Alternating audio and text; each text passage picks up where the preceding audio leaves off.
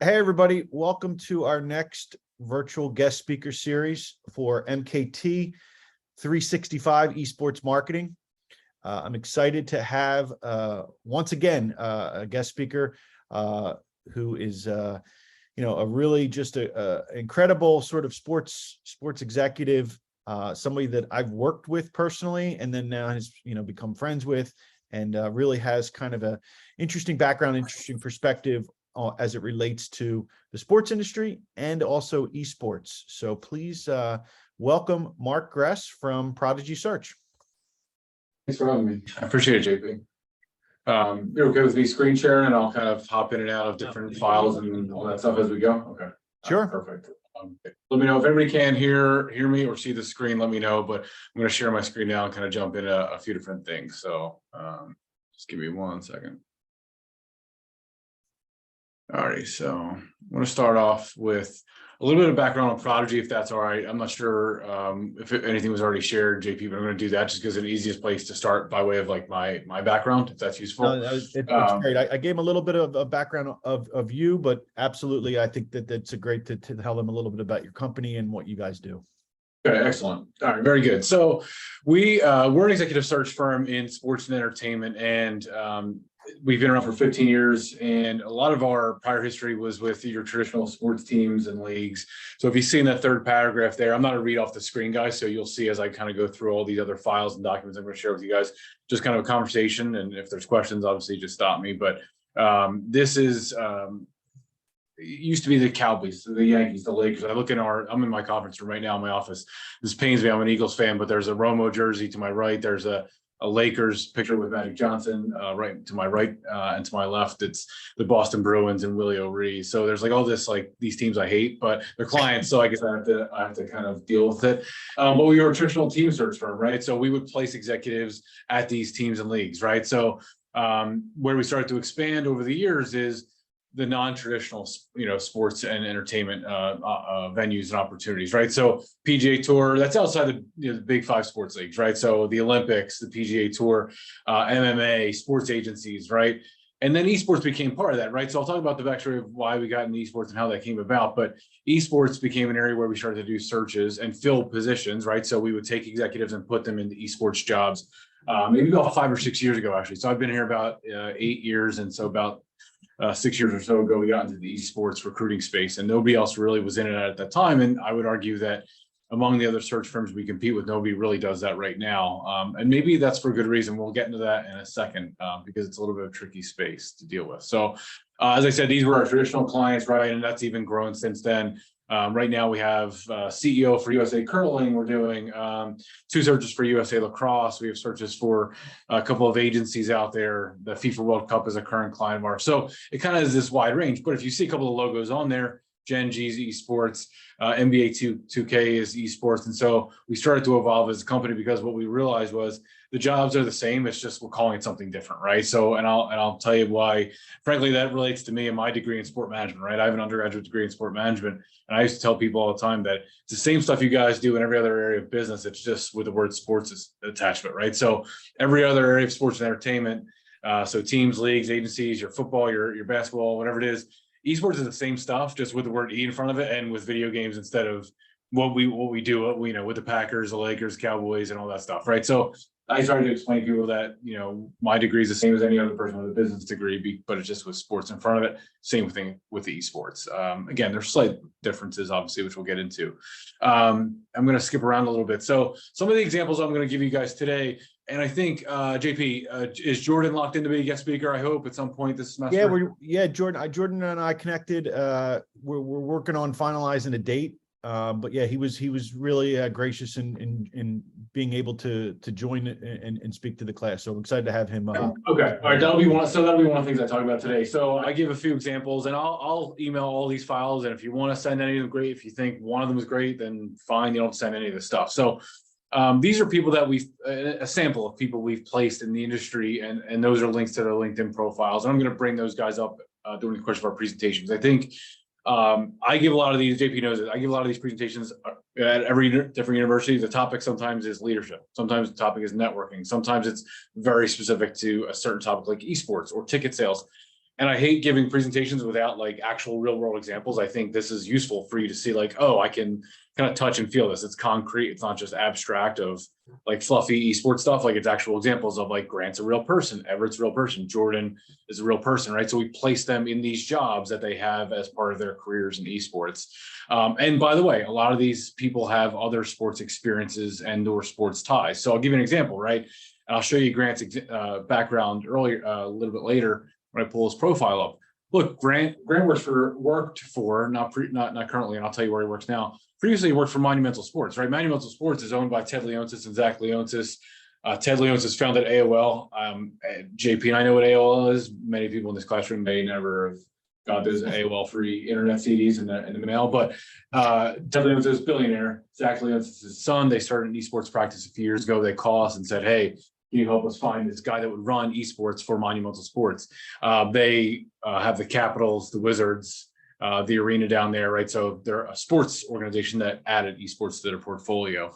I won't talk about every single one of these folks, but Jordan Sherman's a guy, and I'm going to show you his profile. We placed him twice, right? So I placed him, he was working at Major League Baseball, and I called him one day and I placed him at the LA Clippers right before Steve Ballmer was about to purchase them. These are names you should know, right? So Ted Leonsis, billionaire, Steve Ballmer, billionaire. He's building a brand new arena out in LA. And so I called Jordan one day. I was like, look, do you want to leave the Clippers? And would you consider something like esports, right? And it was a change. It was a change for him, right? It was something completely different, as that is typically the case when we recruit people into esports jobs.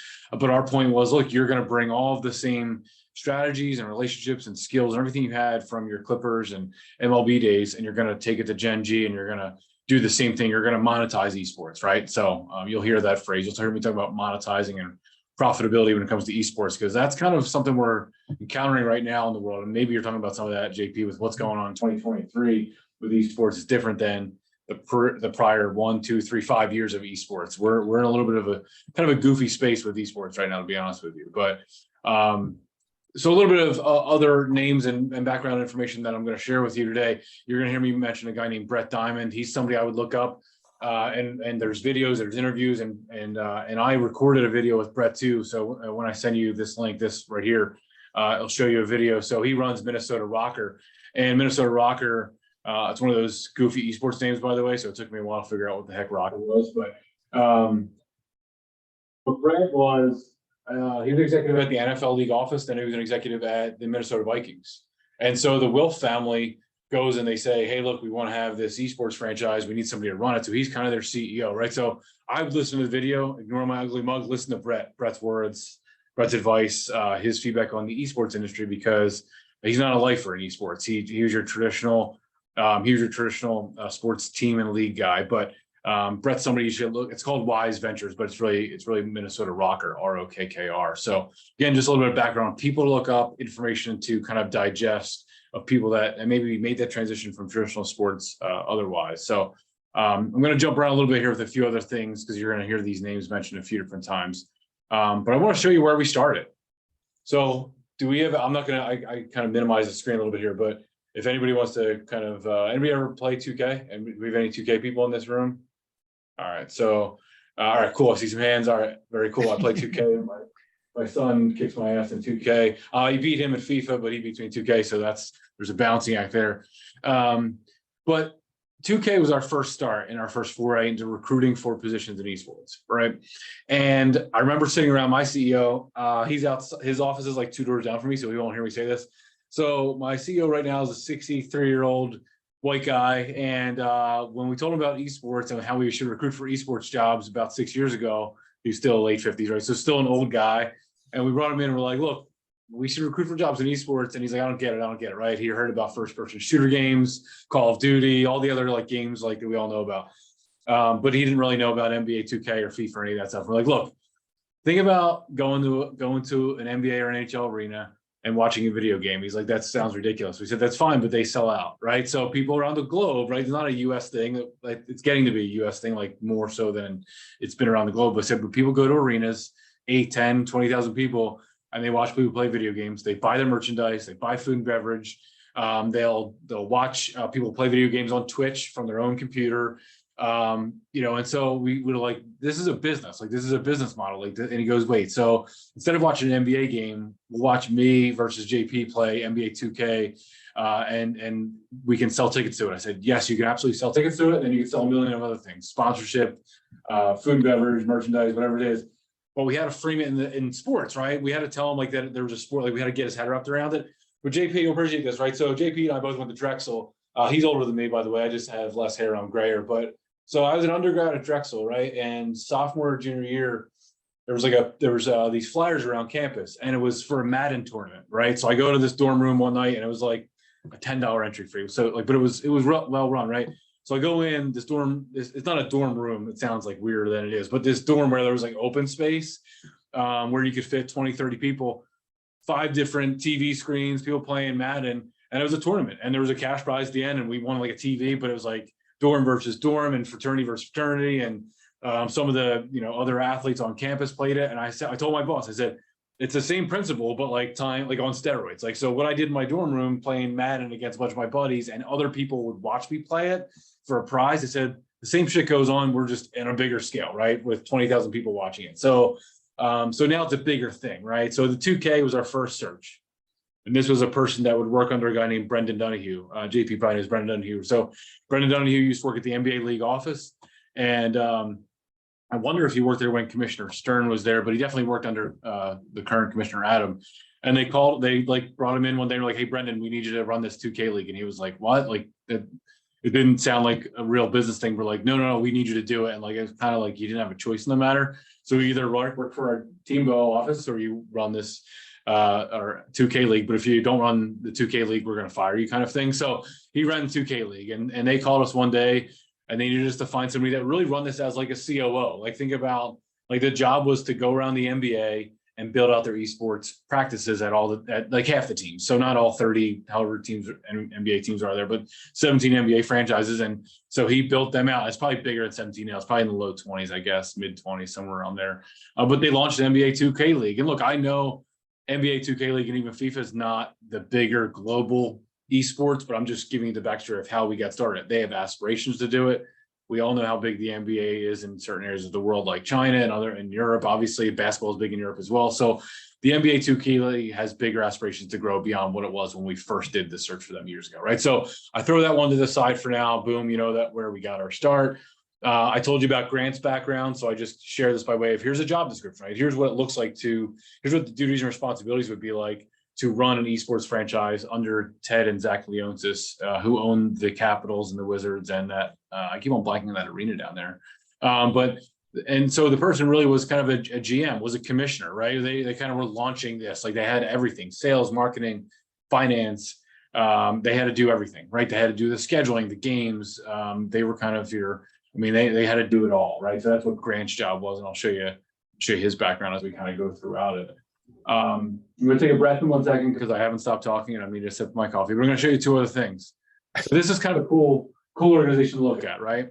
So you guys may never heard of MDE, right? MDE, this guy Mark Ein, it's his initials. Like, it's like the Dave Matthews Band. Like, he was not creative when he created Mark Ein. Like, it's his middle initial, MDE Sports. So Mark Ein's this billionaire, right?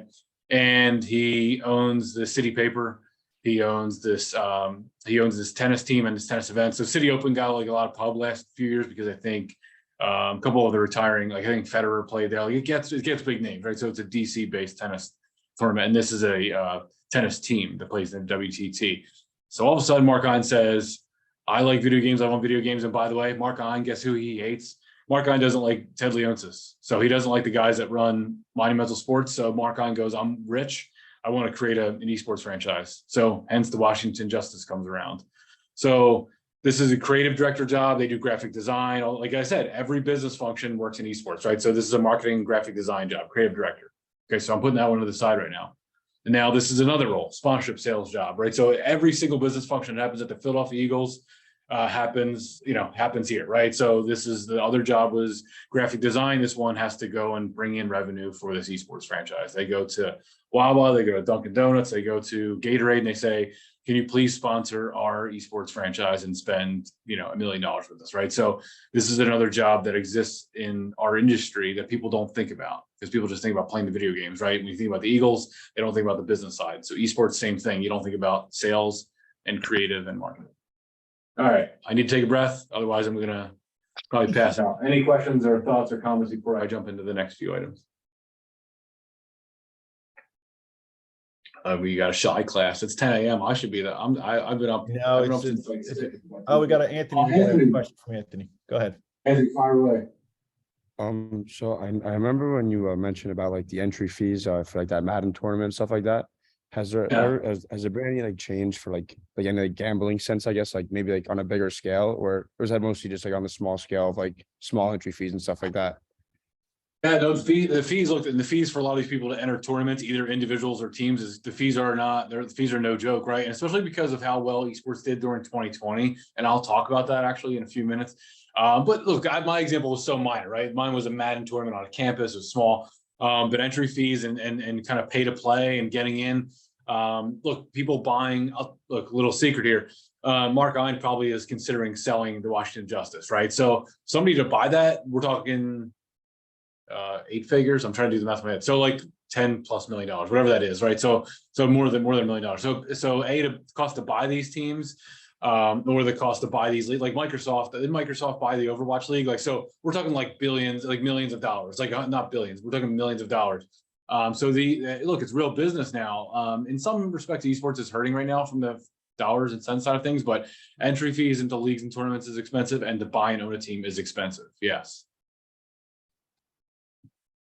Let me stay with that topic, Anthony, because instead of going into these job descriptions, because it was going to be JP, it was going to be something I talked about anyway. Look, esports had a lot of success in during the COVID years, right? And I talked to a lot of guys that the names I'm dropping now, and I'm not dropping them because I know that I'm dropping them because I think it's, again, concrete examples. But when I called all of these esports guys in 2020, sky high, right? Doing really well. People weren't leaving their houses. There was no, aside from the NBA bubble and, but other things got canceled, right? Think about, nobody was going to watch, March Madness was canceled, right? Nobody was going to games. And so esports thrived, like things that thrived in 2020 and to a certain extent 2021, golf and tennis and esports, right? Things that weightlifting, right? Fitness, Peloton, like those things really thrived in 2020, 2021.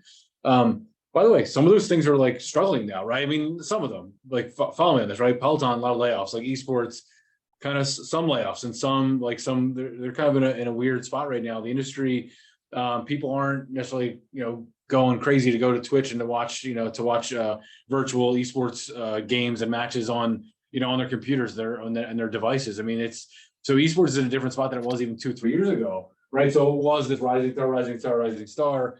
2020 hits and it really skyrockets, and now it's kind of like leveling off, if not coming down, because a few different things. Real sports came back. Like, it sounds terrible that I'm calling real sports. Real sports came back a little bit because everybody's going. Did anybody watch the Waste Management like golf tournament this past weekend? People going live events like Super Bowl. 120 million people watching Super Bowl.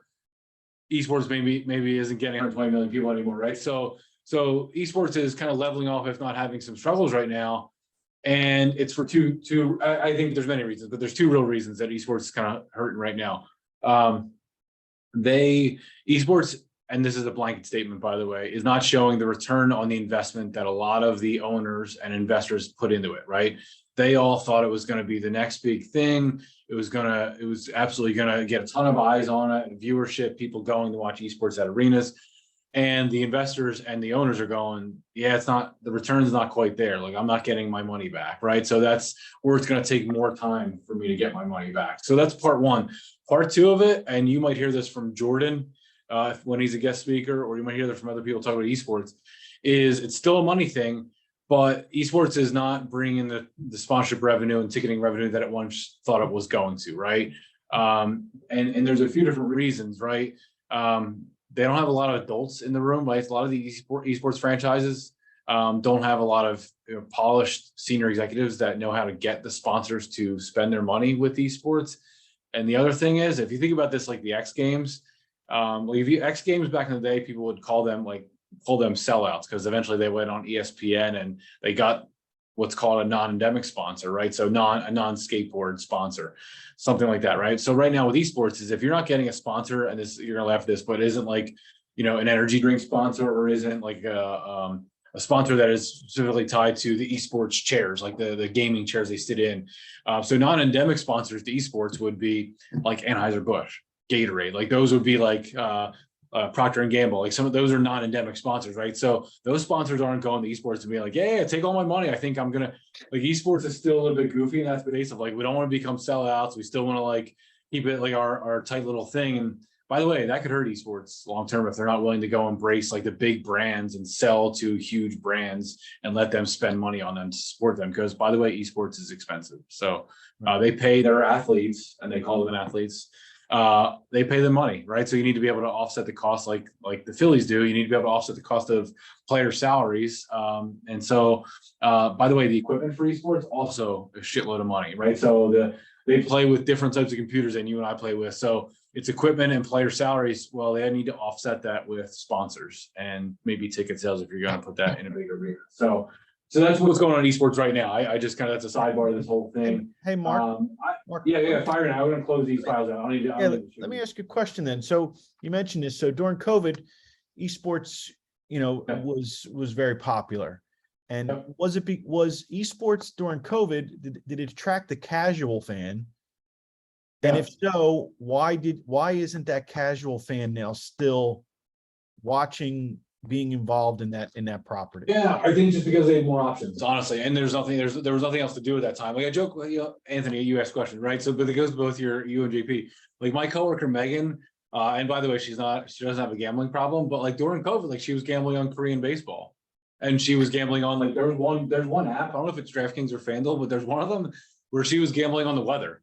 Like it sounds so ridiculous. Like, and I promise you, she doesn't have a problem. But there was nothing to get there. Again, there's nothing to watch on TV. There's nothing to stream on different streaming. Again, I keep on picking on Twitch, but there's a million other places to stream stuff like live sports. And so I think the casual fan was just like, all right, I got more options now. I have other distractions. I have other things. I'm not just bound to my house. And look, I don't know if I hate to say this because I still think you should have an esports class. I still think we should recruit for esports searches. And by the way, we recruited for an esports search last year. So this isn't like 2016. Like we recruited for an esports position, two of them actually in the fall of 2022. So this is like months ago, right? There should still be esports degree programs, like bachelor's degree programs. So the industry isn't going anywhere. It's just kind of in like a weird spot right now. And I think, has the novelty worn off a little bit? Like maybe like there's a little bit of that going on, like we need to make it go from this kind of closed off, like really niche sport like X Games once was, to growing and doing really well. Like we need to breathe new life into a little bit, and you need some business executives to and investors to be patient with it. So maybe the novelty act is like worn off a little bit, I think is a small part of it. I don't know if that answers your question. No, I think it does. I guess the question then leads to, we've talked about in this class, the idea that esports started out sort of as a digital property and then was moving now towards what we would classify as sort of traditional sports revenue streams, in arena, per caps with concessions, merch, those things. Do you think COVID sort of disrupted that plan to move more into live in-person events? Totally. And I had lunch before the holidays with somebody, and they were telling me about the arena in Philly, right behind behind the Wells Fargo Center, but in front of, or Xfinity Live, right in that like little pocket there. And that was right before COVID hit. And if that had done well, by the way, there would have been those popping up all over the country because everybody just copies and pastes. So it was a great idea, and I think it would have worked really well. Like, and it wasn't a huge facility, right? It was less than 10,000, like 8 to 10,000 maybe, or somewhere in that.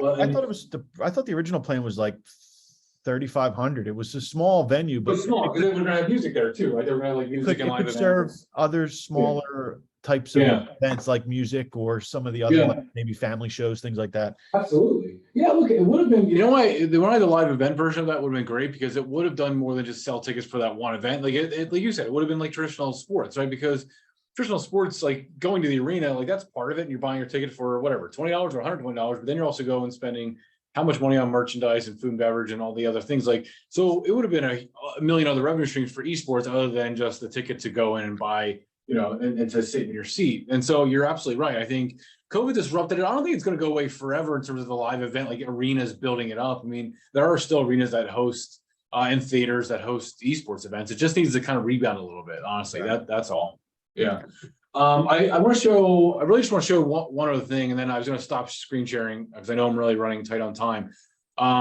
This is a little bit dated. I'm going to throw it out there. And JP, I don't know if I've shared with this in the past or you've seen this. So it's a little bit much, by the way, but the arrows and stuff. But I always show this for one reason, and it's purely to show you that if you're considering a career in esports or an internship or a part-time job, or you think there's opportunity, whether it be after graduation or down the road, I like showing this because I think it's the variety of what the careers could be, right? You don't need to, like, kind of like sports. Like I always used to think about when I was an undergrad, all I thought about when I was going to graduate with my bachelor's in sport management degree was a job at a team, a pro sports team, like the big four. I didn't think about colleges, minor league. I didn't think about agencies. I didn't think about, like, my one regret is I never worked in minor league baseball. Like, I wish I would have loved to work in minor league baseball, right? But there's also fitness centers. There's Olympics. There's like so same thing with esports. Like people just think, well, if I'm going to graduate with and I have this class in esports, I really loved it.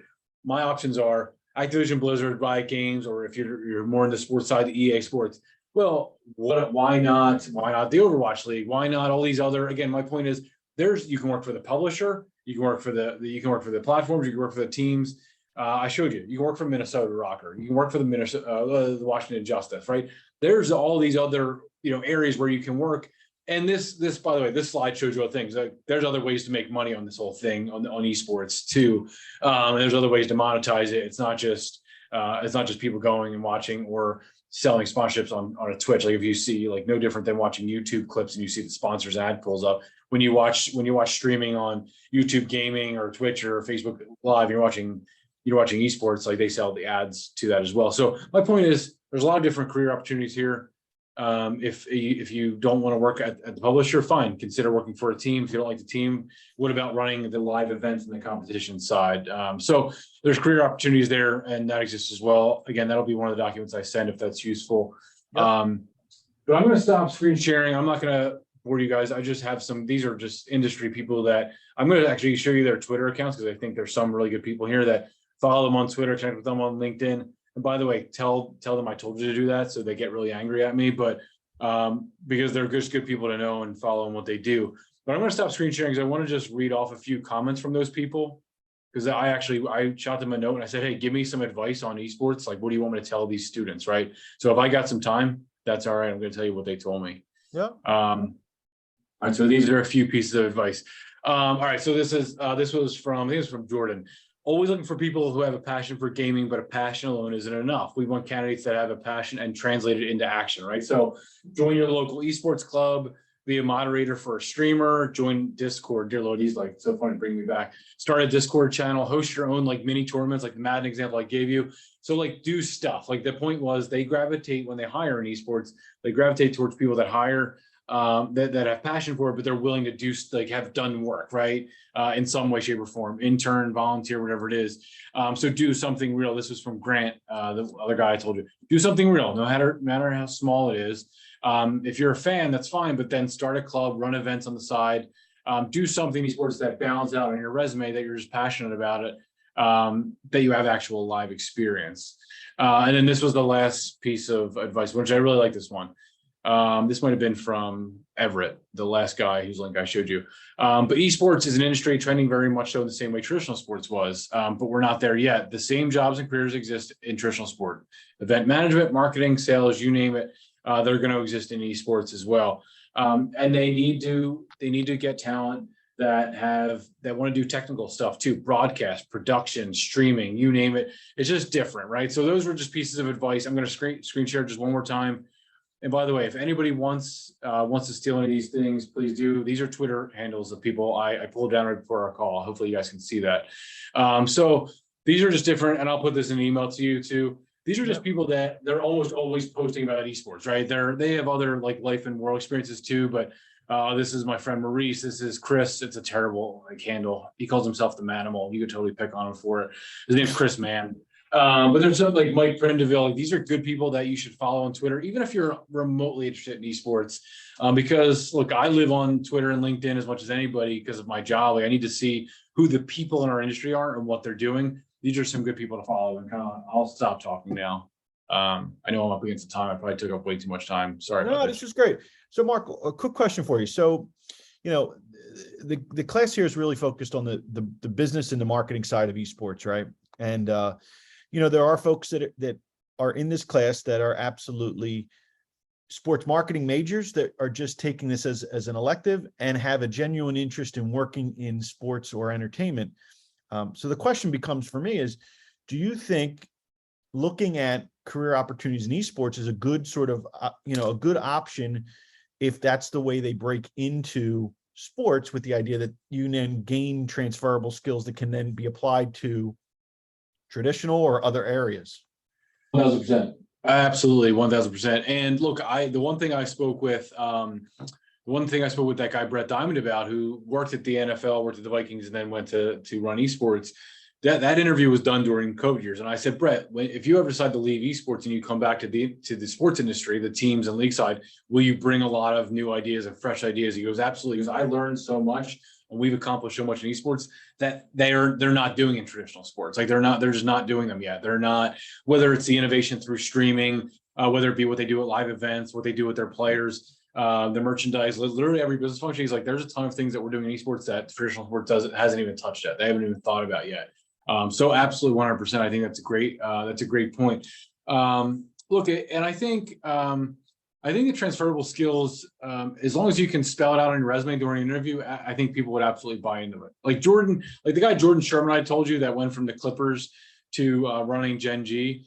I'm going to recruit him away to work in sports again, because he's going to have brought those prior skills to that industry. 100%. Right. All right. So, I'm going to let some other students give you, as long as you're okay with time here, Mark, are you okay? I'm good. Yep. Yeah. A couple more minutes. All right. So one question I have is, Mark, you've got a good pulse of sports, esports industries. Give these students some real advice on what they should be doing now to create opportunities for themselves. Is everybody, are we juniors and seniors, just juniors? Mostly upperclassmen here in the class.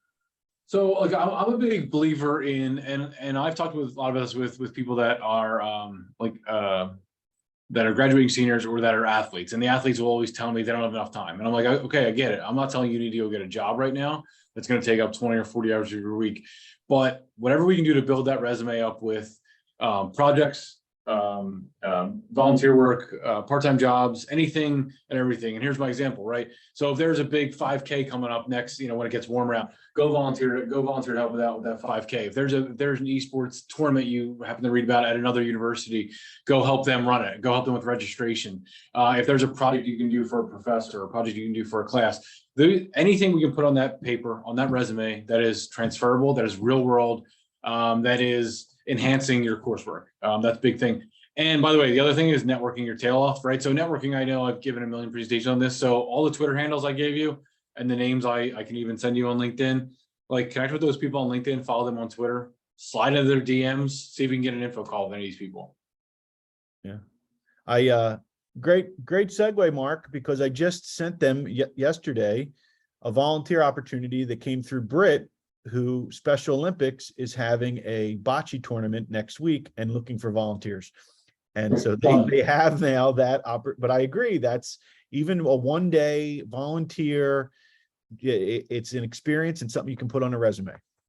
Absolutely. Look, I think those things they're hard to do, but time commitment wise, it's so, like, how much of that it's not a full semester, right? It's not 20 hours a week.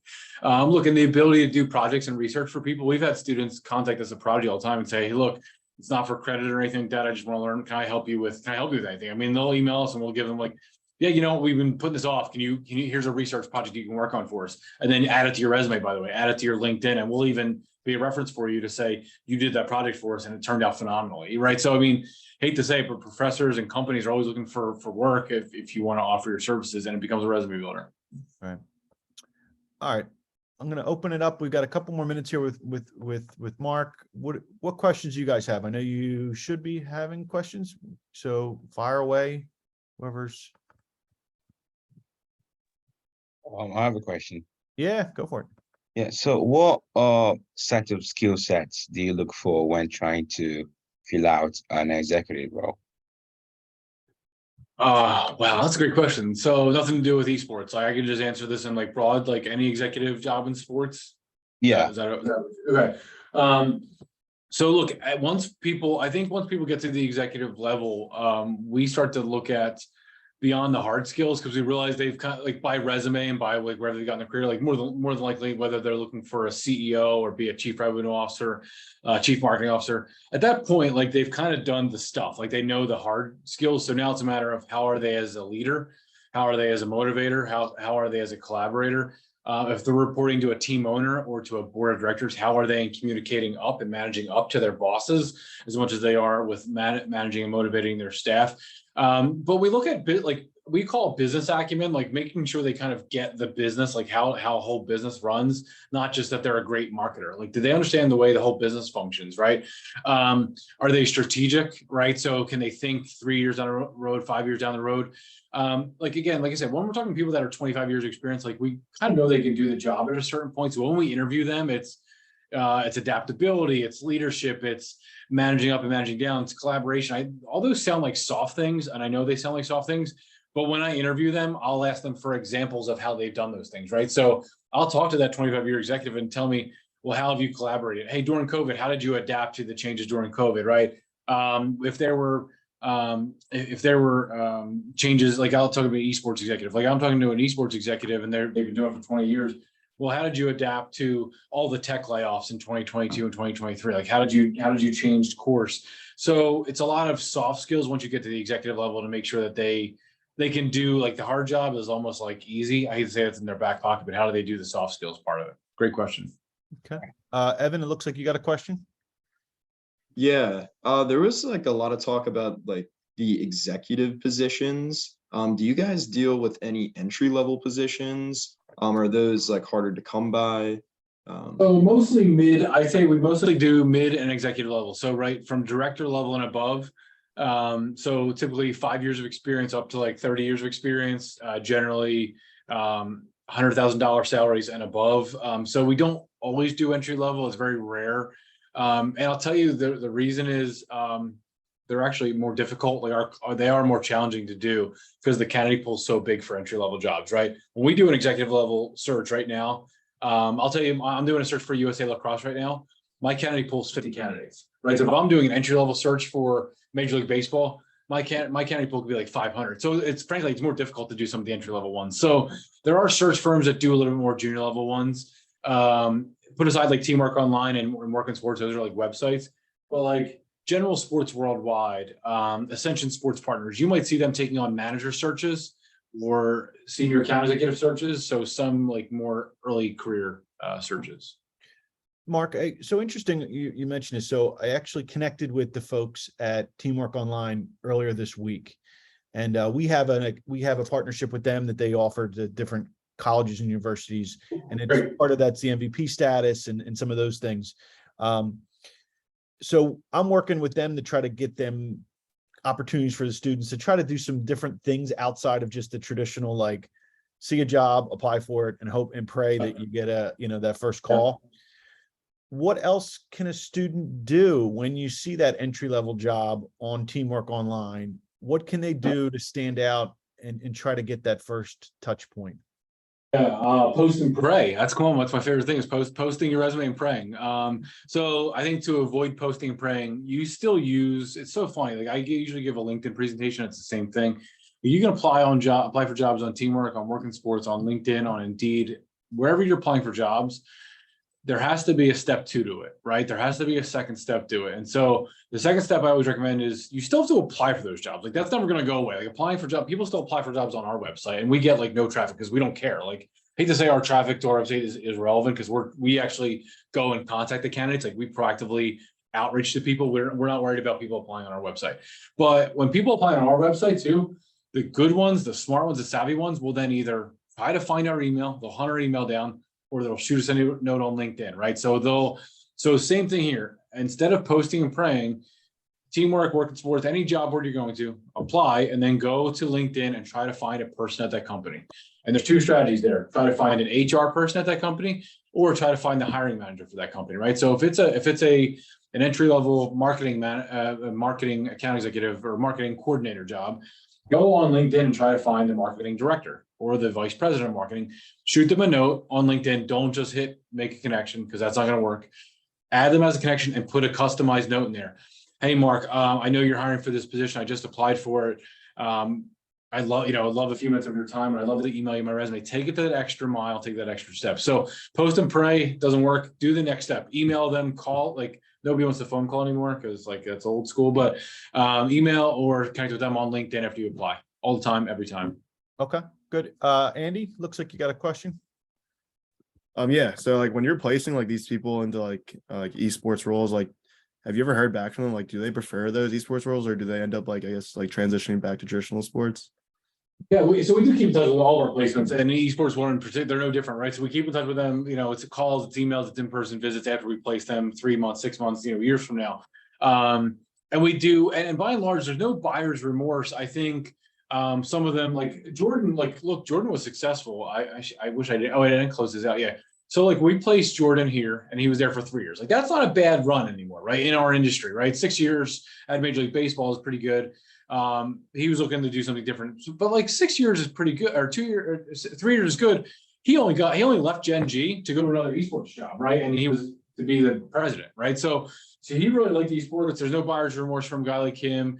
Everett, we placed Everett at Twin Galaxies, and he's still in esports, right? So a lot of these people have maybe made transitions to different areas of esports. Same thing with Grant. Like we placed Grant here at Monumental, and now he's just in a different role in esports. So I don't think there's any buyer's remorse, but I think they wish the client, like the place we placed them, was more honest about the challenges. Like, not that esports was bad or different. Like, we know esports is different, like than traditional sports. It just is, what are the challenges, and selling less of like the pop and the glamour, and being honest about like, here's what you're going to run into. This is what's going to be hard about this job. Yeah, that's all. Okay. Well, And, sorry. go ahead. I know you kind of said like the ROI on like esports is like not great right now. Like, where do you think it'll be in the future? I think it's kind of like in this plateau, and it'll creep back up again. And look, I say like it needs two things. It needs some adults in the room, so it needs some people with gray hair like helping them out to say like, look, I know you got esports off the ground and you really did incredible things with it, but now you need people that have business experience to help you out.